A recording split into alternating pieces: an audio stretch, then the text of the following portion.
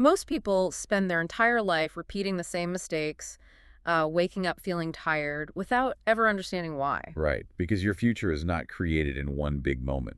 It is created by the small things you do every single day. Some books entertain you for a few hours, but, this book can genuinely change the way you live your life. Absolutely. If you feel distracted, stuck, unmotivated, or just mentally tired, well, this book may explain exactly what is happening inside your mind. Today we are exploring the powerful book Ikigai, written by Héctor García and Francesc Miralles. The authors wrote this book to uncover a mystery, really.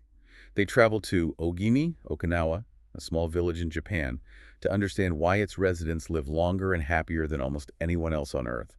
Millions of people have connected with this because it offers a completely different way to look at aging. This book is all about how small daily actions, your mindset, and finding your reason for being quietly shape your identity, your relationships, and your future. The core message is that you don't need a lab-created pill to thrive. You just need to uncover your Ikigai. That is the transformation we are aiming for today, helping you find that purpose. Think about this carefully. In the West, our approach to aging is basically a high-tech race. It's like chasing a rabbit that is holding a sign with your exact death date on it. That is a great way to picture it. Right. Every year you live, you get closer to the rabbit. So our society tries to build a faster, more technologically advanced car to catch it. We think if medical tech advances fast enough, we hit escape velocity. We become biologically immortal. Which is just a massive, incredibly expensive, high-stress pursuit. But if you zoom out and look at Okinawa, they have essentially stopped chasing the rabbit entirely. They just stepped off the track. Exactly. And ironically, they're living longer than almost anyone else. They boast over 24 centenarians, people over the age of 100, for every 100,000 inhabitants. Wow.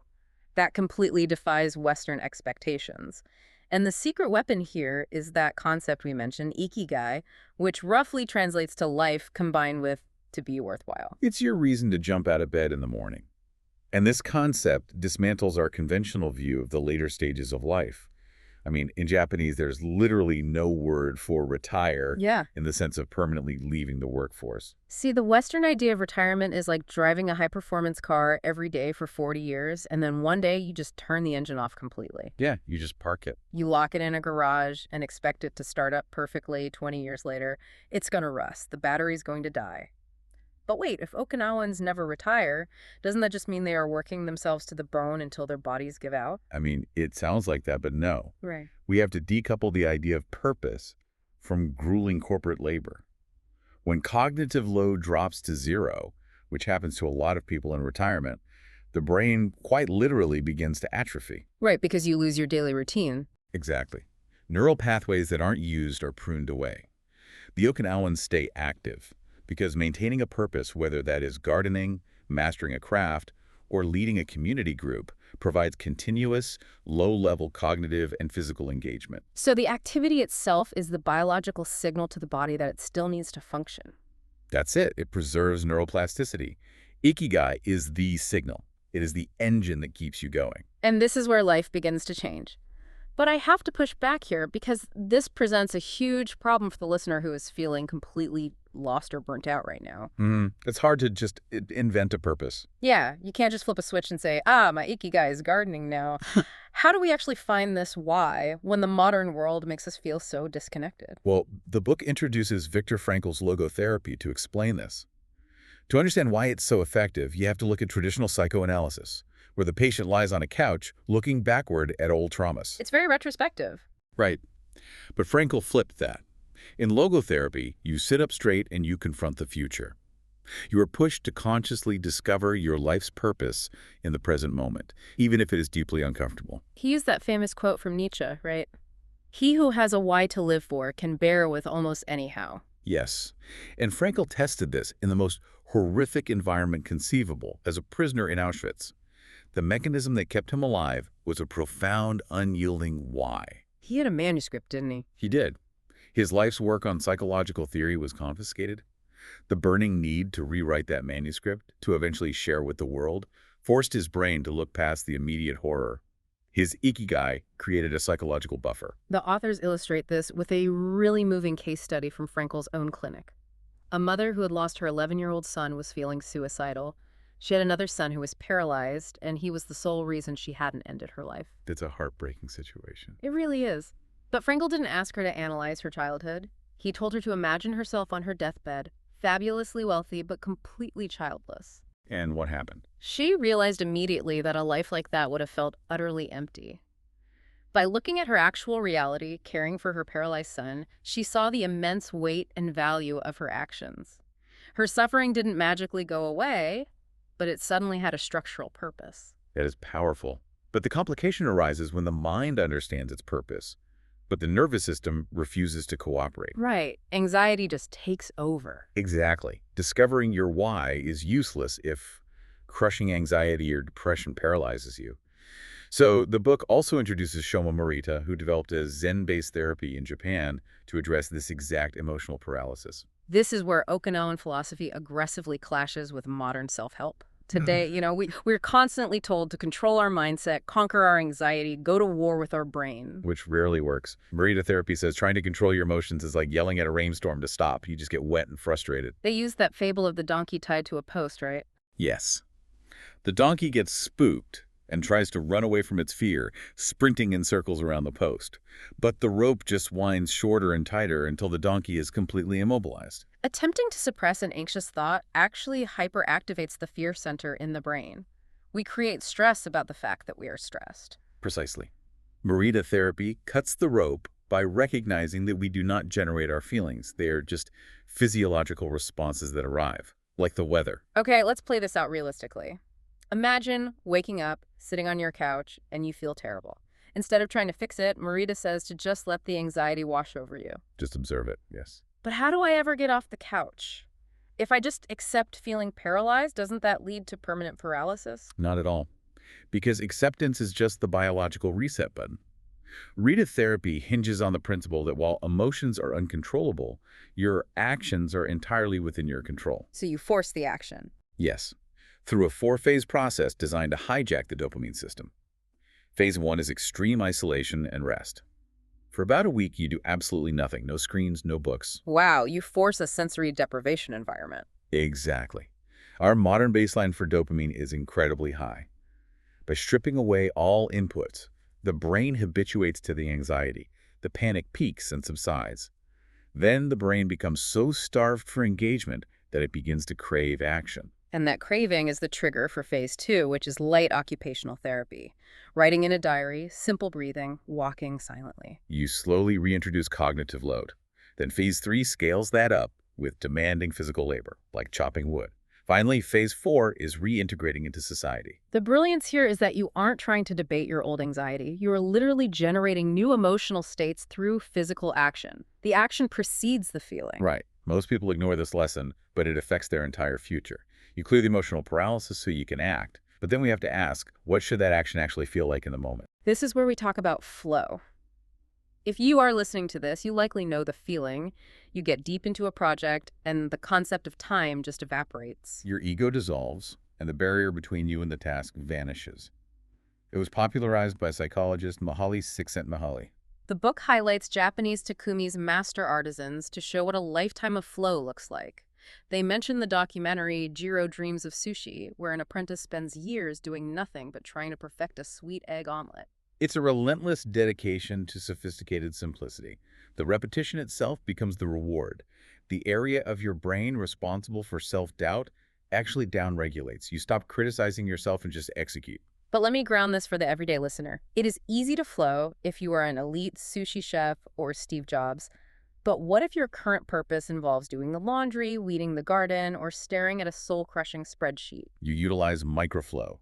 Csikszentmihalyi found that boredom happens when your skill level vastly exceeds the challenge of the task. So you have to artificially manufacture constraints. Exactly.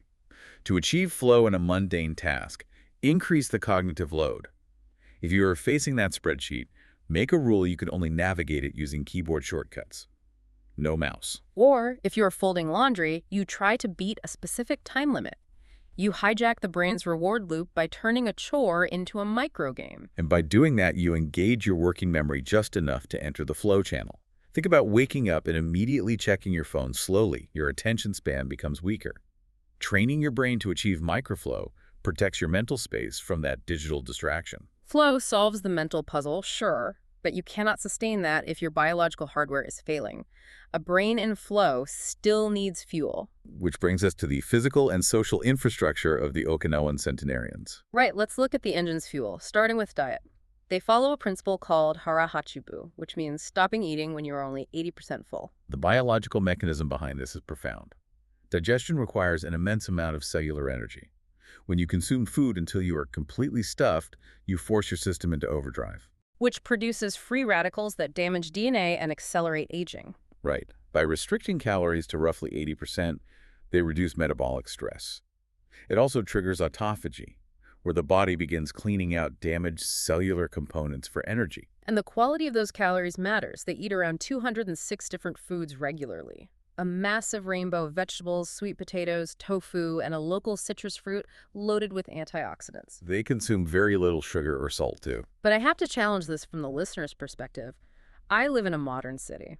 For millions of people in food deserts, the closest thing to a rainbow is the candy aisle at the corner store. Sourcing 200 different fresh ingredients is a full-time job. That is a very valid reality check. But the underlying lesson isn't to meticulously track 200 items. It's about the diversity of plant matter to feed the gut microbiome. Because the Western diet is hyper-monotonous. We just eat processed corn, wheat, and soy. Exactly. Maximizing variety lowers systemic inflammation and helps produce serotonin, which regulates mood. And their movement is just as pragmatic. You won't see them doing intense gym workouts. Right. They practice constant, low-impact movement, gardening, walking. They lubricate the joints without flooding the body with cortisol from extreme physical stress. But optimal diet and movement mean very little if your nervous system is in a constant state of fight or flight due to social isolation. This is huge. The book talks about the Moai, a formal, close-knit group of friends who pool resources to support one another emotionally and financially. It's brilliant. It acts like a decentralized emotional power grid. If one house loses power, the rest of the grid redirects energy to keep the lights on. In the West, we romanticize the lone wolf individual. We try to weather grief entirely alone. Okinawans operate under the principle of treating everyone like a brother. But, for a listener commuting 2 hours a day, living in an apartment complex where they don't know their neighbors, building a Moai seems impossible. Yeah, how do you even start? It requires intentional micro-interactions. You start by finding a group centered around a shared interest, a running club, a volunteer group, and systematically introducing shared vulnerability. Moving beyond surface-level networking. Right. Actually checking in on someone. The profound health benefit is the physiological safety it provides. Your brain literally downregulates stress hormones when it knows a safety net exists. But no safety net catches everything. Even with a perfect diet and an amazing Moai, life will inevitably deal blows. How do they handle tragedy? They rely on a Japanese proverb, fall 7 times, rise 8. And their approach to resilience is rooted in wabi-sabi, the practice of finding beauty in the flawed and incomplete. It's like a cracked teacup repaired with gold. You accept the cracks. This ties into Ichigo Ichi, the realization that this exact moment will never occur again. The authors connect this to Nassim Taleb's concept of anti-fragility. Resilience is like a rubber band snapping back, but anti-fragility is like building muscle. You tear the fibers and the body builds them back thicker and stronger. Anti-fragile systems require stressors to grow. To build an anti-fragile life, you must diversify your identity. If your entire sense of self is tied to one job and you get laid off, your identity shatters. But if you have robust pillars, your Moai, your hobby's a hit to one area, forces you to lean on the others, making the foundation stronger. Think about the Grand Shrine of Aizi in Japan. The community completely dismantles and rebuilds this massive sacred structure every 20 years. Wait, really? They intentionally tear down a sacred shrine? They do it because they understand permanence. Physical wood will eventually rot. An earthquake could destroy it. If they rely on the physical building to last forever, they are fragile. So by rebuilding it, they force the elder artisans to teach the younger generation the exact techniques. Exactly. They don't make the building immortal. They make the process of building it immortal. That is incredible. They made the knowledge anti-fragile. So looking at all of this, how do we distill this for the listener trying to apply it today? The synthesis gives us a few non-negotiable rules. Maintain your purpose.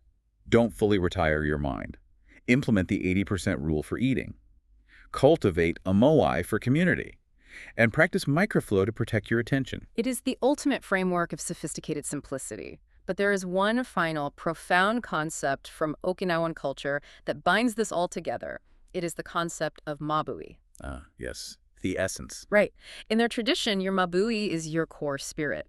And crucially, they believe it can be passed from person to person through physical contact or even left behind in a room you just exited. It forces you to realize that your psychological state is completely contagious. Exactly. So think about the energy you are putting into your work, your family, your daily routine right now. If your Maboui is constantly rubbing off on the world around you, what exactly are you leaving behind today? Is it the frantic energy of stress? Or is it the calm, joyful essence of your true Ikigai?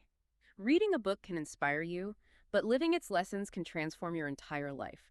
Think about what you want your Maboui to feel like tomorrow morning when that alarm goes off. Thank you for joining us on this deep dive.